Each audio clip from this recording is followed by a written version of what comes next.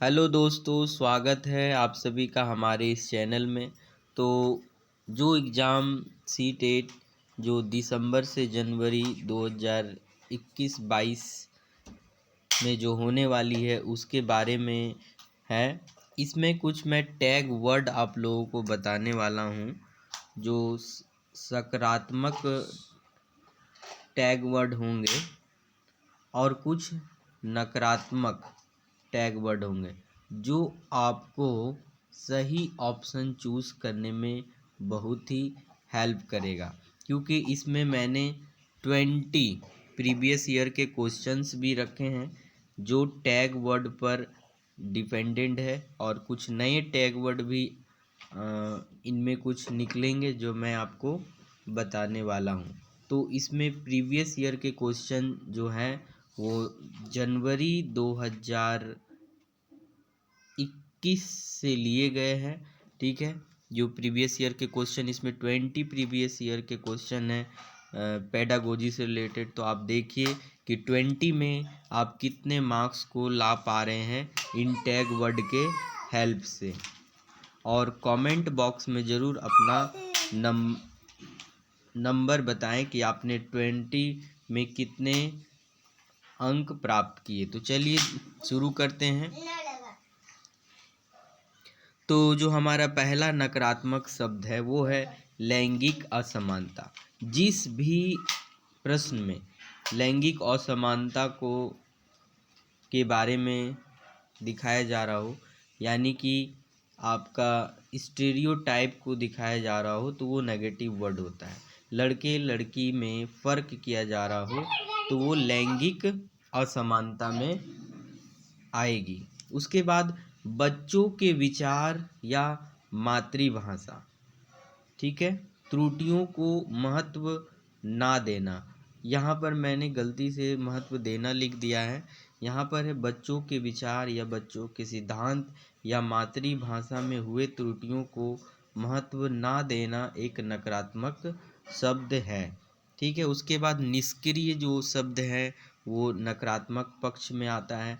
ठीक है, उसके बाद रोजगार, व्यावसायिक, उच्च ग्रेड की शिक्षा, यानी कि बच्चों को ग्रेडिंग या अंक के आधार पर उनका वर्गीकरण करना या चुनना, ये आपका एक नकारात्मक पक्ष होता है।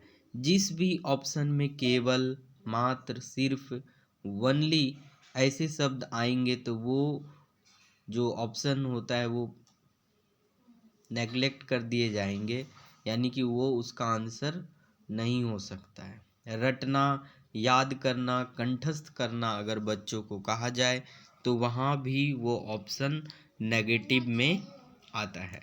उसके बाद बच्चों को दंड देना, ठीक है, समस्या पैदा करना या बच्चों को समस्या के रूप में देखना। किसी भी ऑप्शन में यदि बच्चे को समस्या कहा जाए तो वो ऑप्शन एकदम नेगेटिव होगा। उसके बाद बच्चों को सजा देना, ठीक है, बच्चों को बोझ समझना, ये ऑप्शन तो एकदम ही रॉन्ग होगा।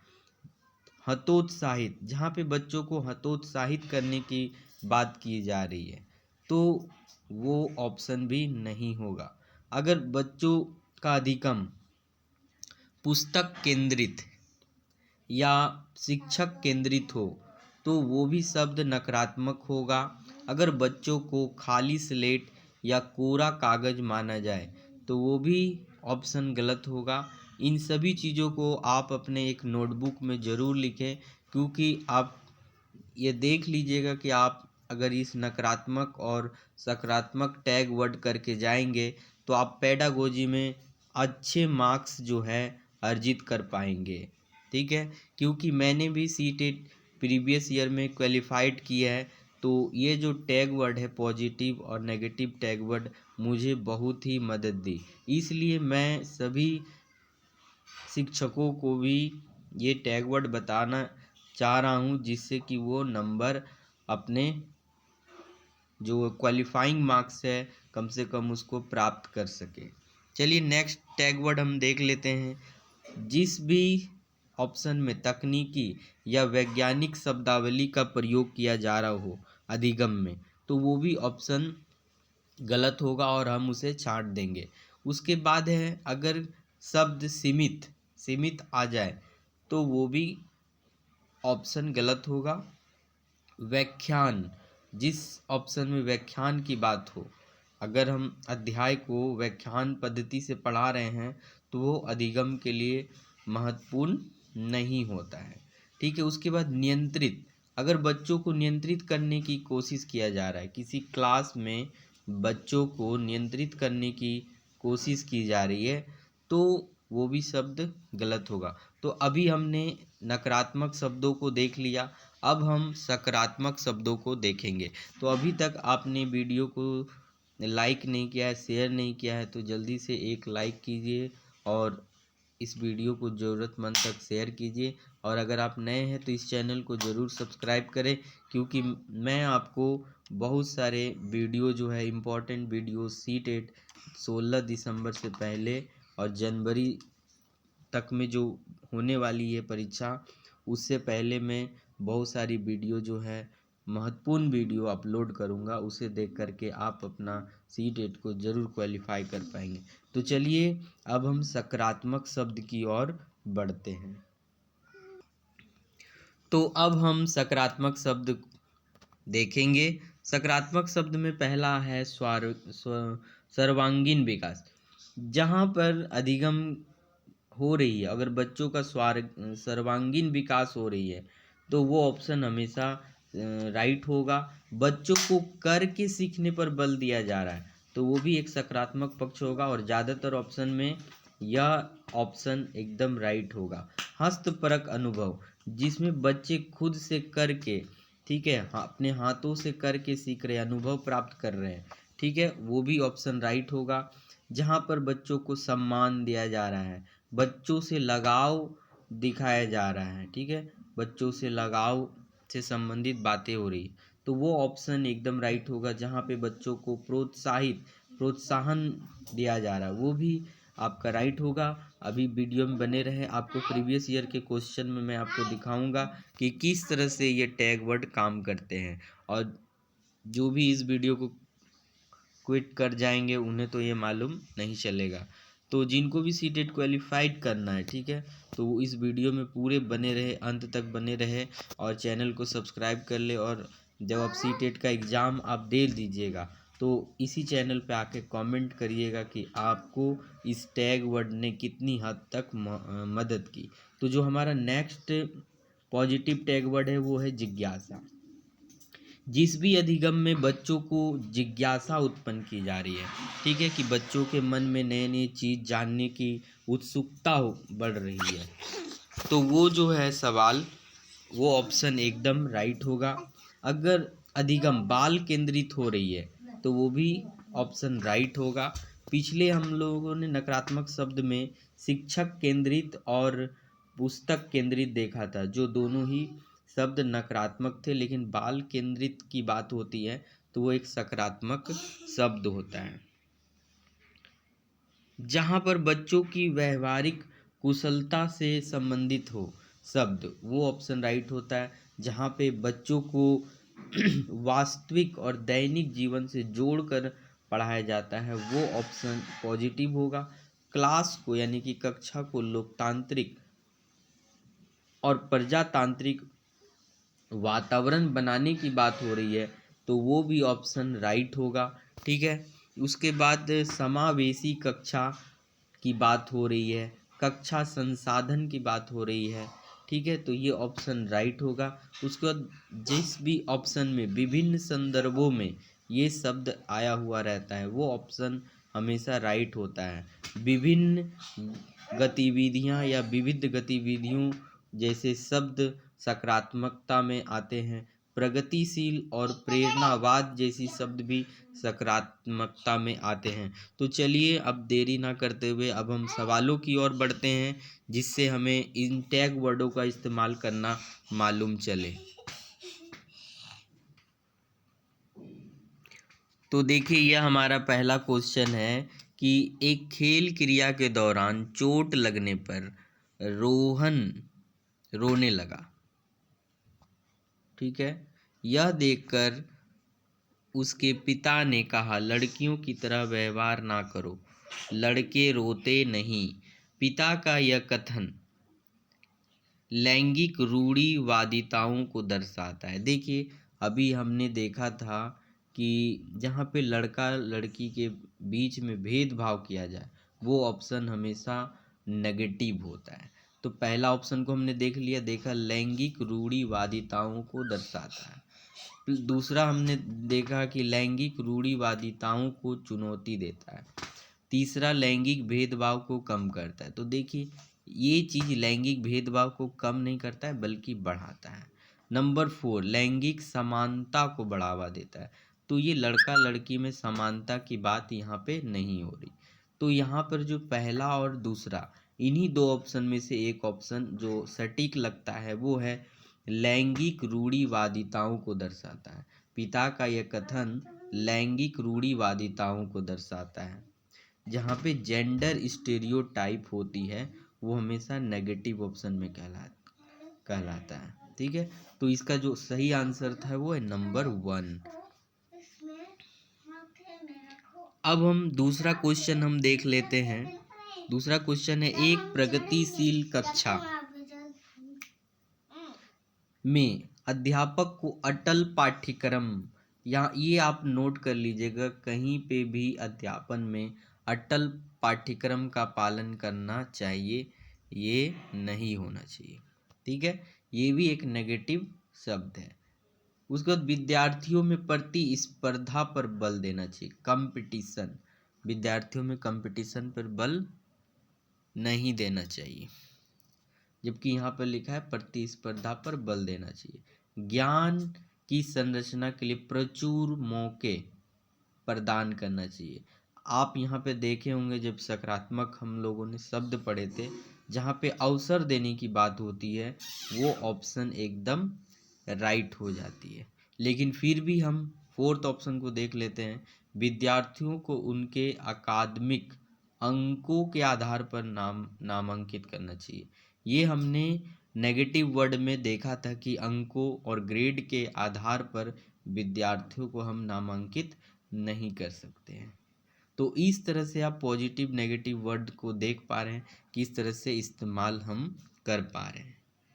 उसके बाद नेक्स्ट क्वेश्चन हम देखते हैं कि विकास के संदर्भ में निम्न में से कौन सा कथन सही है। विकास के संदर्भ में, तो विकास की दर सभी संस्कृतियों में सभी के लिए समान होती है। देखिए, सभी संस्कृति में विकास की दर समान नहीं हो सकती, फिर भी इस ऑप्शन को हम अभी रखते हैं। लेकिन नंबर 2 देखते हैं।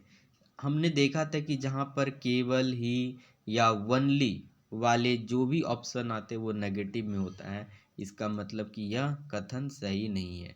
ये दूसरा वाला भी केवल शब्द यहाँ पर आया हुआ, ये भी सही नहीं है। ठीक है, और ये भी एक नेगेटिव पक्ष में ही दिया हुआ है कि विकास की दर सभी संस्कृतियों में सभी के लिए समान होती है। तो विकास सभी के लिए समान नहीं होती है, किसी में डेवलपमेंट बहुत ज़्यादा होती है तो किसी में डेवलपमेंट कम होती है।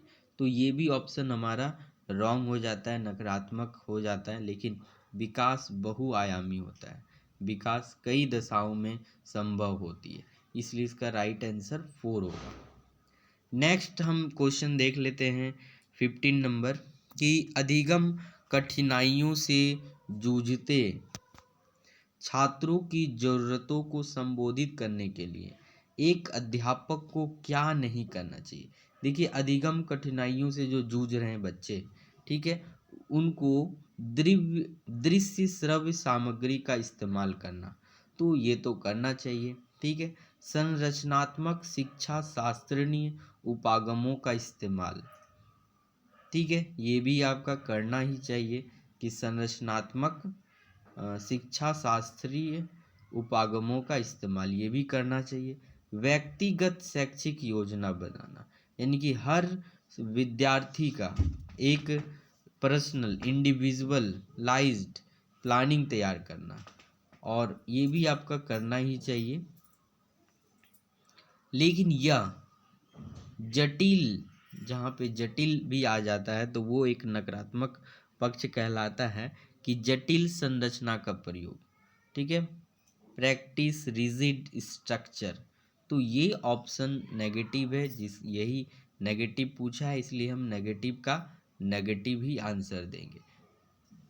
शिक्षा शास्त्र और आकलन की, ठीक है, जटिल संरचना का प्रयोग नहीं करना चाहिए, तो ये ऑप्शन इसका राइट होगा। नेक्स्ट क्वेश्चन हम देख लेते हैं कि समस्या समाधान क्षमताओं को किस प्रकार सुसाध्य किया जा सकता है। अब देखिए यहाँ पर लगातार अभ्यास एक शब्द आया है, लगातार अभ्यास पर जोर देना चाहिए, ये ऑप्शन गलत है, क्योंकि लगातार अभ्यास जो है वो भी एक नकारात्मक पक्ष आता है। समस्याओं के हल हेतु अटल, फिर से देखिए एक क्वेश्चन में आया हुआ था अटल पाठ्य पुस्तक, वहाँ पे भी हमने इसे नकारात्मक में रखा था, तो अटल प्रक्रिया के इस्तेमाल को बढ़ावा देना ये भी एक नेगेटिव है। समरूपों के इस्तेमाल को बढ़ावा देना ये एक सकारात्मक पक्ष है, ठीक है। उसके बाद अभी भी हम आंसर को टिक नहीं कर रहे हैं, लेकिन लास्ट ऑप्शन हम देख लेते हैं, विद्यार्थियों में डर की भावना। देखिए जहाँ पे हम विद्यार्थियों में डर की भावना, सजा या दंड दे रहे हैं, तो वो भी एक नेगेटिव ऑप्शन होता है। तो इसका जो सही आंसर है वो नंबर 3 है, समरूपों के इस्तेमाल को बढ़ावा देकर। तो आप देख पा रहे हैं कि हम किस तरह से सकारात्मक और नकारात्मक टैग वर्ड का इस्तेमाल करके ऑप्शंस को, राइट ऑप्शन को चूज कर रहे हैं। फिर अब देखिए 19 का आप सोचिए कि क्या आंसर हो सकता है, पहले आप देख लीजिए कौन सा आंसर सही होगा, और आप ये भी देख लीजिए कि आप कितने क्वेश्चंस को राइट कर रहे हैं, अगर आप सच में अगर सीटेट की तैयारी कर पा रहे हैं तो 19 क्वेश्चन देखते हैं, अधिगम की अभिप्रेरणा को किस प्रकार कायम रखा जा सकता है। तो देखिए हम कुछ नहीं करेंगे, सिर्फ अपने पॉजिटिव और नेगेटिव वर्ड को अलग करेंगे। बच्चों को दंड देकर, दंड वाले जहाँ भी सब शब्द आ जाए आप उसे एकदम आंख बंद करके उसको ऑप्शन से हटा दें। प्रवीणता अभिमुखी लक्ष्यों पर जोर दे करके, ठीक है, अभी ये ऑप्शन ठीक लग रहा है, इसे हम रखेंगे। बच्चों को बहुत आसान क्रियाकलाप दे करके, तो हम आसान क्रियाकलाप दे करके हम उनके मोटिवेशन को हम बनाए नहीं रख सकते, ठीक है। यंत्रवत याद करने पर जोर देकर, देखिए रोट मेमोराइजेशन वाले ऑप्शन हमेशा रॉन्ग होते हैं, ठीक है। अब यहाँ पर जो है 2 ऑप्शन ही राइट होगा, या तो ये या तो ये। तो देखिए बच्चों को बहुत आसान क्रियाकलाप दे करके हम मोटिवेट टू लर्न करने के लिए मोटिवेट नहीं कर सकते हैं, ठीक है, या उसको मोटिवेट हमेशा के लिए नहीं रख सकते। तो इसलिए इसका जो राइट ऑप्शन है वो है प्रवीणता अभिमुखी लक्ष्यों पर जोर दे करके, focusing on mastery oriented goals, जिनमें बच्चे मास्टरी है, प्रवीण है, ठीक है, उन लक्ष्यों पर जोर दे करके हम अधिगम की अभिप्रेरणा यानी कि motivation to learn to be sustain, तभी हम मोटिवेशन को कायम रख सकते हैं। नेक्स्ट क्वेश्चन हम देख लेते हैं 21, इसमें लिखा हुआ है, क्वेश्चन हमारा है निम्न में से अध्यापन अधिगम का सबसे प्रभावशाली माध्यम कौन सा है। तो आप ऑप्शन को छांटना आप जान गए होंगे। विषय वस्तु को यंत्रवत याद करना, ये याद करना नहीं होगा। संकल्पनाओं के बीच संबंध खोजना, ये अभी ठीक ठाक लग रहा है, ठीक है। बिना विश्लेषण के अवलोकन करना, देखिए बिना विश्लेषण के अवलोकन करना ये आपका नेगेटिव है। नकल और दोहराना, ये भी आपका, हम बच्चों को कभी भी नकल और दोहराने के लिए नहीं कह सकते, उनसे उनका अध्यापन अधिगम का सबसे प्रभावशाली माध्यम नहीं हो सकता है। तो इसका जो राइट आंसर है वो है नंबर 2, संकल्पनाओं के बीच संबंध खोजना, यानी कि बच्चे अगर खुद से exploration of relationship between concept के बीच में बच्चे खुद से रिलेशनशिप एक्सप्लोर कर पा रहे हैं, तो यह अधिगम का सबसे अच्छा माध्यम होता है, ठीक है। चलिए हम नेक्स्ट क्वेश्चन देख लेते हैं। नेक्स्ट क्वेश्चन हमारा है कि एक अध्यापिका को दिए गए किसी कार्यकलाप में छात्रों की विभिन्न त्रुटियों का विश्लेषण करना चाहिए, क्योंकि ये भी क्वेश्चन बहुत ही ईजी है। इसी तरह के आपको भी क्वेश्चन आएंगे, ठीक है। मैंने जैसा कि बताया, इन टैग वर्ड की वजह से जो मैं 6-7 नंबरों से रह जाता था सीटेट, ठीक है, क्वालिफाई नहीं कर पाता था, लेकिन इन टैग वर्ड की सहायता से मैंने सीटेट को क्वालिफाई कर लिया। तो आप भी कर सकते हैं। तो देखिए ऑप्शन क्या है, इसके आधार पर वो दंड की मात्रा, जहाँ पे दंड की बात हो वो ऑप्शन नेगेटिव होता है। त्रुटियों की समझ, देखिए एक नेगेटिव वर्ड में आया था कि त्रुटियों की समझ अध्यापन अधिगम प्रक्रिया के लिए अर्थपूर्ण है, ठीक है, ये देख लेंगे हम। अभी ये ऑप्शन को रखते हैं। इसके आधार पर वो ज़्यादा त्रुटि करने वाले छात्रों को दूसरे छात्रों से अलग करना। तो जहाँ पे हमें छात्र छात्र को अलग करने की बात हो रही है वो भी ऑप्शन नहीं होगा, और यहाँ पे तो केवल शब्द देखते ही इस ऑप्शन को हम छांट देंगे। तो ये ठीक है, त्रुटियों की समझ अध्यापन अधिगम प्रक्रिया के लिए अर्थपूर्ण है। अगर यहाँ पे रहता अर्थपूर्ण नहीं है तो ये नहीं होता, क्योंकि मैंने बताया था कि बच्चों के विचार त्रुटि को जहाँ पे महत्व नहीं दिया जाता वो शब्द नकारात्मक होता है, लेकिन यहाँ पर त्रुटियों की समझ को अर्थपूर्ण माना गया है, जिस वजह से यह ऑप्शन एकदम राइट है।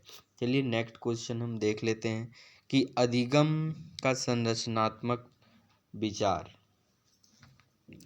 यह सुझाव देता है कि ज्ञान की संरचना में बच्चे की कोई भूमिका नहीं होती। अब देखिए बच्चे को ही अगर हम नेग्लेक्ट कर देंगे तो वो ऑप्शन तो ऐसे ही रॉन्ग हो जाएगा। बच्चे पूर्ण रूप से वयस्क पर निर्भर रहते हैं, ये भी नहीं हो सकता है। बच्चे पूर्ण रूप से वयस्क पर नहीं रहते हैं। एक वर्ड आया था सक्रिय और निष्क्रिय, तो देखिए यहाँ पे सक्रिय शब्द आया है जो एक आपका पॉजिटिव शब्द है, सकारात्मक शब्द है। तो ये ऑप्शन आपका राइट होगा, क्योंकि अगर आप नेक्स्ट ऑप्शन को देते हैं तो पाठ्य पुस्तक पर निर्भर, तो बच्चे पाठ्य पुस्तक पर निर्भर नहीं रहते हैं, ठीक है। बिकॉज सही जो जवाब है सक्रिय, क्योंकि सक्रिय भूमिका निभाना एक सकारात्मक शब्द है, और ये आपका सही उत्तर है। मूल्यांकन पद्धति का लक्ष्य होना चाहिए। मूल्यांकन पद्धति का लक्ष्य क्या होना चाहिए? विद्यार्थियों को नामांकित करना। देखिए विद्यार्थियों को हम किसी भी आधारित पर, अंक पर, ग्रेड पर, इसके आधार पर हम नामांकित नहीं कर सकते। योग्यता आधारित समूहों में विद्यार्थियों को विभाजित करना, अभी हम इसे रख देखते हैं। उसके बाद है विद्यार्थियों की ज़रूरतों एवं आवश्यकताओं की पहचान करना, ठीक है। उच्च अंक, ये भी आपका नेगेटिव है। तो 29 का जो सही आंसर है वो है नंबर 3, विद्यार्थियों की ज़रूरतों एवं आवश्यकता की पहचान करना। देखिए हम योग्यता पर आधारित समूह में विद्यार्थियों को विभाजित नहीं कर सकते, इसलिए यह ऑप्शन गलत है।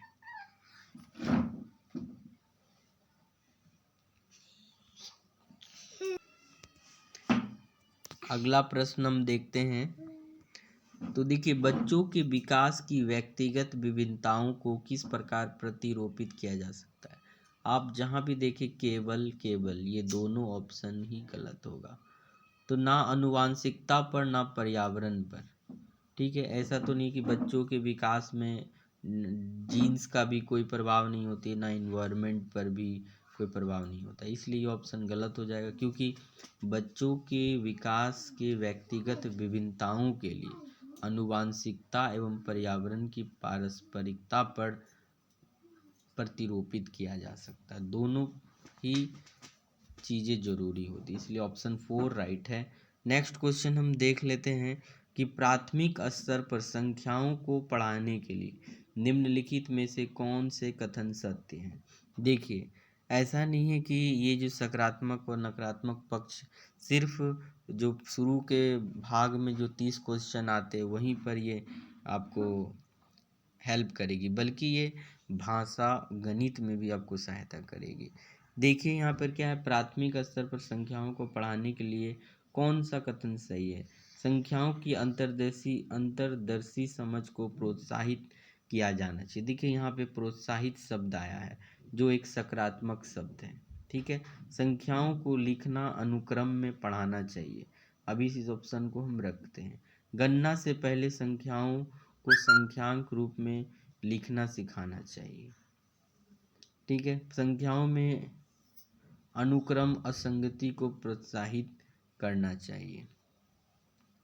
और इसका जो राइट आंसर है वो है 3 नंबर, यानी कि ए और डी दोनों में ही प्रोत्साहन वाले शब्द आए और वो ऑप्शन सही हो गया। तो अगर आपको आंसर ना भी मालूम हो लेकिन आपको पॉजिटिव और नेगेटिव वर्ड मालूम है तो आप उनसे भी जा सकते हैं और आपका आंसर सही हो जाएगा। तो इसका जो देखिए सही आंसर है वो है 3 नंबर, ए और डी, जिसमें ए में भी प्रोत्साहन शब्द आए हुए हैं। ठीक है, इनकरेज और यहाँ पर भी इनकरेज आए हुए हैं। नेक्स्ट हम देख लेते हैं, प्राथमिक स्तर पर गणित को पढ़ाने के लिए निम्नलिखित में कौन सा पहलू अत्यंत महत्वपूर्ण है। देखिए, गणित को बच्चों के जीवन के अनुभव का भाग बनाना, ये अभी रख लेते हैं। परिकल्पना में परिशुद्धता विकसित करना, उच्चतर पढ़ाई और रोजगार, देखिए ये ऑप्शन गलत होगा। प्रौद्योगिकी के लिए प्रोत्साहन और तैयारी करना, ये भी आपका गलत होगा।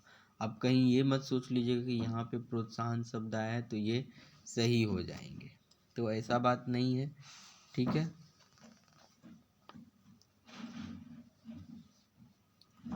आप चिल्ला सकते हैं।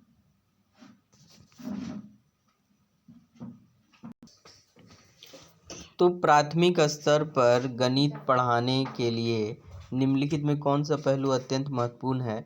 तो देखिए यहाँ पे बच्चों के जीवन के अनुभव को यहाँ पर तवज्जो दिया गया है, तो इसलिए यही ऑप्शन राइट होगा। हमने सकारात्मक पक्ष में देखा था कि बच्चों के अनुभव, तो गणित को बच्चों के जीवन के अनुभव का भाग बनाना, ये आपका आंसर राइट होगा। अब देखिए यहाँ पर है उपाख्यान अभिलेखों में क्या नहीं दर्ज करना चाहिए। मुख्य रूप से समस्याग्रस्त स्थितियों की पहचान करना, निर्णय वाले कथनों को लिखना, मजबूतियों और कमजोरियों की पहचान, बच्चों की रुचि और संबंधों आदि की पहचान। तो इसका जो राइट आंसर है वो ए और बी दिया हुआ है। चलिए नेक्स्ट देख लेते हैं, निम्नलिखित में से क्या रचनात्मक आकलन संबंध में सही नहीं है। तो रिपोर्ट कार्ड के प्रत्येक तिमाही में इसकी सूचना दी जानी, अधिगम को सुदृढ़ करने के लिए यह अध्यापक को समय पर कार्रवाई करने में मदद करता है, इसकी छात्रों की प्रगति की निगरानी करता है, बच्चों के सीखने में कोई भी जानकारी रचनात्मक आकलन में मदद कर सकती है। तो ये तीनों जो है सही है, लेकिन ये तीनों रिपोर्ट कार्ड के प्रत्येक तिमाही में इसकी सूचना दी जानी चाहिए, ये वाला आपका नेगेटिव है, इसलिए ये ऑप्शन राइट होगा। उसके बाद हम देख लेते हैं रूढ़िवादी मॉडल। अच्छा, स्मिता अपने शिक्षार्थियों को कार्य से संबंधित लैंगिक विषमता और रूढ़िवादी छवियों के प्रति संवेदनशील करना चाहती है। स्मिता को निम्नलिखित में से अपनी कक्षा में क्या करना चाहिए। रूढ़िवादी मॉडलों को छात्रों को प्रस्तुत करना, ये नहीं होगा। विभिन्न प्रकार के कार्यों के फ्लैश कार्ड दिखाए, ये नहीं होगा। केवल शब्द आया इसलिए ये नहीं होगा।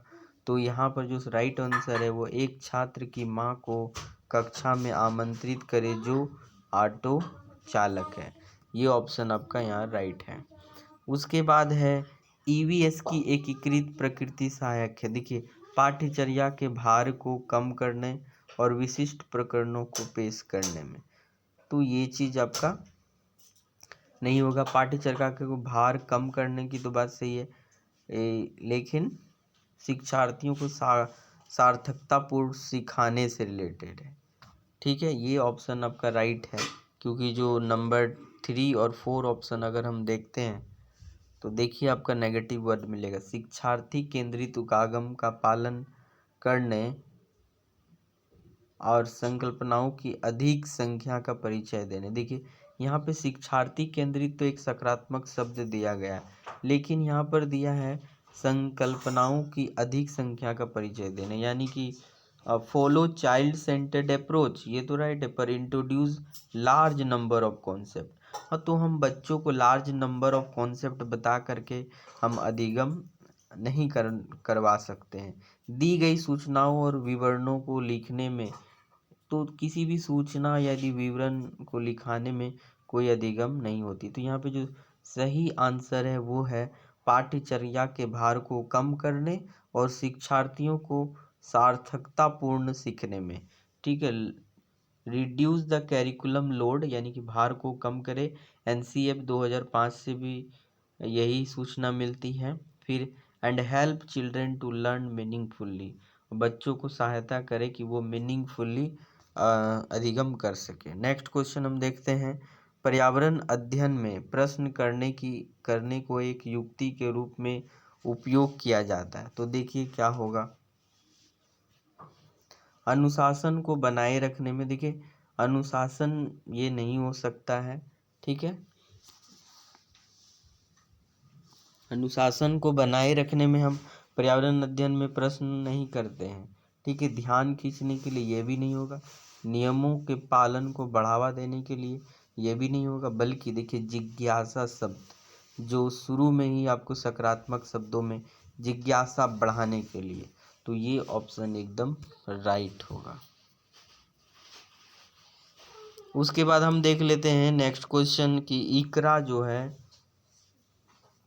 अपने शिक्षार्थियों को EVS में समाचार पत्रों और पत्रिकाओं को पढ़ने के लिए क्यों प्रोत्साहित करती है। मनोरंजक संसाधन उपलब्ध है। तो देखते हैं आगे का ऑप्शन पढ़ के, ये शिक्षार्थी को उनके अपने संसार से जुड़ने में, देखिए यहाँ पर अपने संसार से जुड़ने में सहायता करता है। तो ये ऑप्शन आपका राइट होगा, क्योंकि जहाँ पे भी बच्चों को संसार से जुड़ने, अपने संसार, यहाँ पर संसार नहीं अपने संसार से जुड़ने की बात हो रही है, इसलिए पॉजिटिव वर्ड है।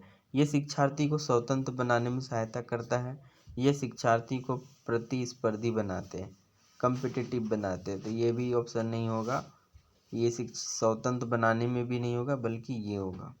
और मनोरंजन संसाधन उपलब्ध है, ये भी नहीं होगा। तो उसका सही ऑप्शन है वो है नंबर 2।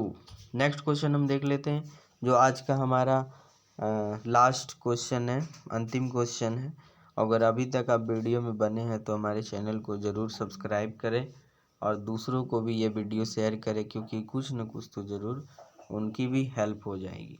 अपनी कक्षा में 50 से अधिक छात्रों के साथ वाणी ने उन्हें एक ऐसी गतिविधि में जोड़ना चाहती है जिसमें सीखने को बढ़ाने के लिए अधिकतम संख्या में इंद्रियां शामिल हो। तो देखिए अधिकतम इंद्रियां, यानी कि we have a 5 sense organ, जिसमें कि ज़्यादातर सेंस ऑर्गन इस्तेमाल हो।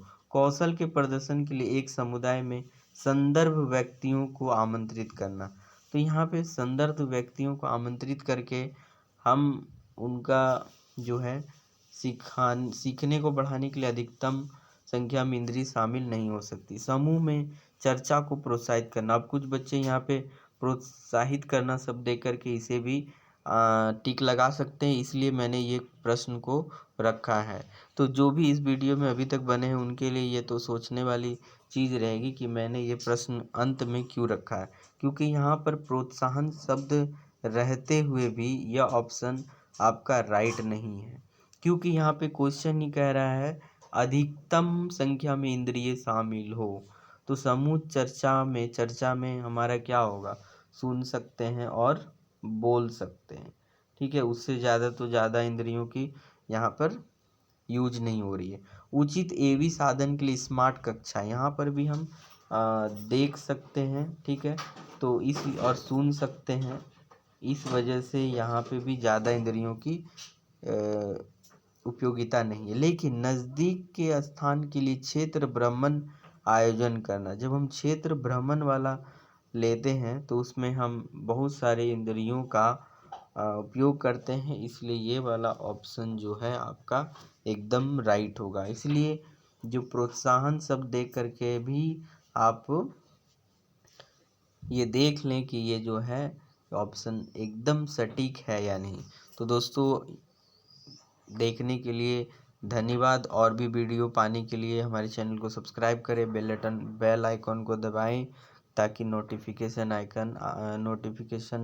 आप तक पहले पहुंचे। Thank you, have a nice day. और आपको कोई भी क्वेश्चन पूछना हो तो कमेंट बॉक्स में ज़रूर लिखें।